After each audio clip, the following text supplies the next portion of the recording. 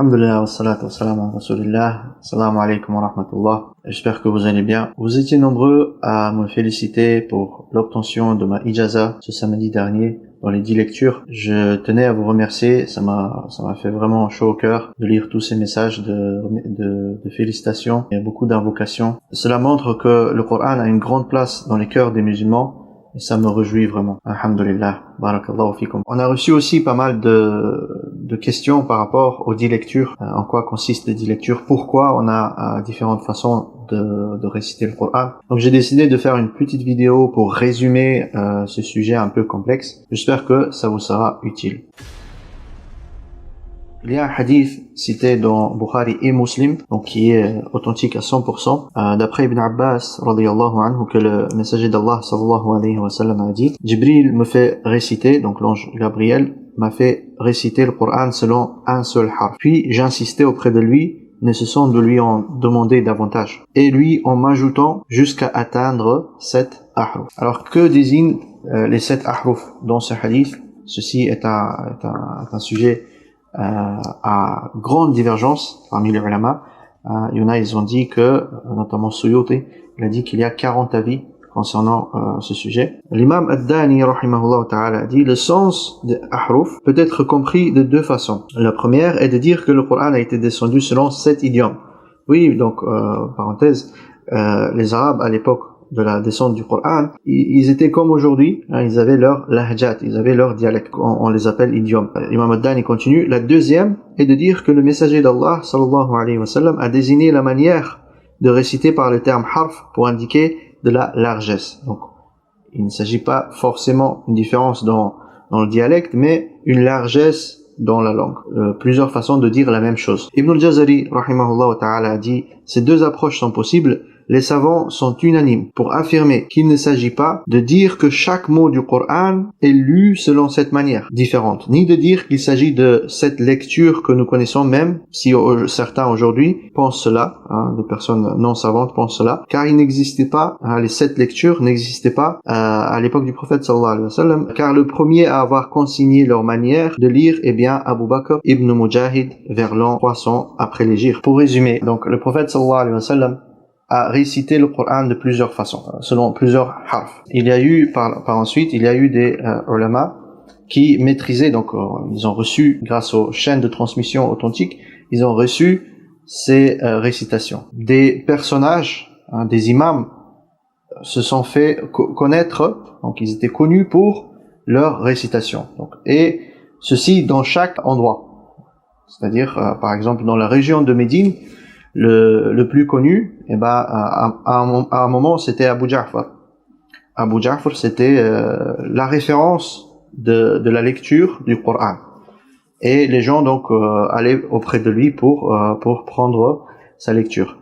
Et pour pas mélanger ces différentes manières de réciter, les ulama, en fait, ils ont eu cette idée d'attribuer chaque lecture à un imam qui la maîtrise au mieux. Et donc ils ont dit la lecture de Abu Ja'far. Puis est venu donc Nafi' aussi, qui était un élève d'Abu Ja'far. Il a succédé d'une certaine façon, et on a commencé à dire la lecture de Nafi'. Cependant, cette lecture, elle nous est rapportée par deux riwayat. C'est pour ça qu'on dit riwayat Warsh an Nafi', riwayat Qalun an Nafi'. Et donc petit à petit, en fait, on a canonisé ces lectures jusqu'à avoir donc ces 10 lectures qu'on a aujourd'hui authentiques. Donc on dit 10 lectures, mais il faut comprendre 20 riwayat. Warsh, c'est une riwaya. Hafs, celle que vous lisez en général, c'est une riwaya. Donc il y a une autre riwaya aussi, an Asim, qui est Shu'ba. Donc il y a 20 versions de lecture, de récitation du Coran qui nous a rapporté. Mais tout ça, qu'est-ce que ça montre? Ça montre la grandeur d'Allah tabaraka wa ta'ala, la grandeur du Coran, de son livre, car Allah subhanahu wa ta'ala, comme il l'a promis dans son livre, comme il le dit dans le livre, inna nahnu nazzalna dhikra wa inna lahu lahafizun, c'est nous qui ont descendu le dhikr, le livre, le Coran, et nous en sommes le protecteur. Et donc on voit ici qu'Allah tabaraka wa ta'ala, non seulement il a préservé une seule variante de ce Coran, mais bien 20 différentes façons de réciter le livre. Tout ça, ça a été préservé d'une façon très très précise et qui nous est venue grâce à une chaîne de transmission solide. D'ailleurs, c'est cette chaîne de transmission qu'on reçoit lorsqu'on obtient une ijaza. Donc, pour résumer, donc c'est une attestation du cheikh, du professeur, à son élève.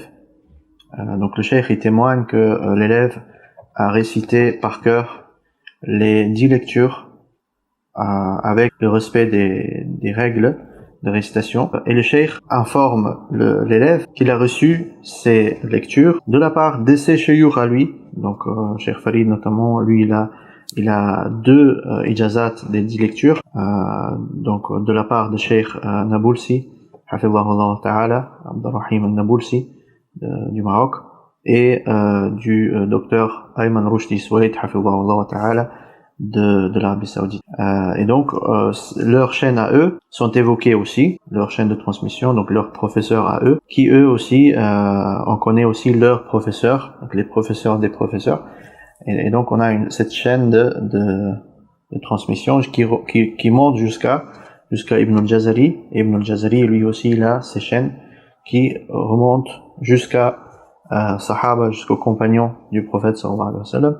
Et les compagnons, ils ont reçu le Coran du prophète, de la bouche du prophète sallallahu alayhi wa sallam, qui lui l'a reçu de Jibril. J'espère que cette vidéo vous a été utile. Barakallahu fikum d'avoir écouté et à très bientôt, Inch'Allah. Assalamu alaikum wa rahmatullah.